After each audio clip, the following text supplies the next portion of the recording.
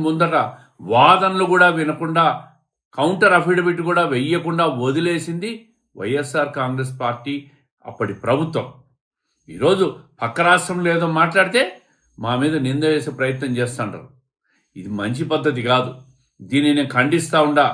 అన్ని విధాలుగా రాయలసీమకు న్యాయం చేసేది తెలుగుదేశం పార్టీ కూటమి ప్రభుత్వం చంద్రబాబు నాయుడు గారి నాయకత్వంలోని 2024లో 52 స్థానాల్లో 45 స్థానాలు గెలిపించిన మాట మీరు మర్చిపోయినారా? మీ మీద విశ్వాసం లేకే మీరు అన్యాయం చేసినారు కాబట్టి రాయలసీమలో అత్యధిక సీట్లు ఇచ్చింది తెలుగుదేశం పార్టీ కూటమి ప్రభుత్వానికి అని చెప్పి ఈరోజు విమర్శిస్తున్న వైఎస్ఆర్ పార్టీ నాయకులందరూ గుర్తుపెట్టుకోవాలి. సిగ్గు లేకుండా పక్క రాష్ట్రం నుంచి ఏదో ఒక పాయింట్ దొరికితే రాష్ట్రంలో ఏమీ లేదన్నట్టుగా పక్క రాష్ట్రం నుంచి పాయింట్ అందుకొని విమర్శించేదానికి స్థాయికి మీరు దిగజారిపోయినారని చెప్పి రాష్ట్రంలో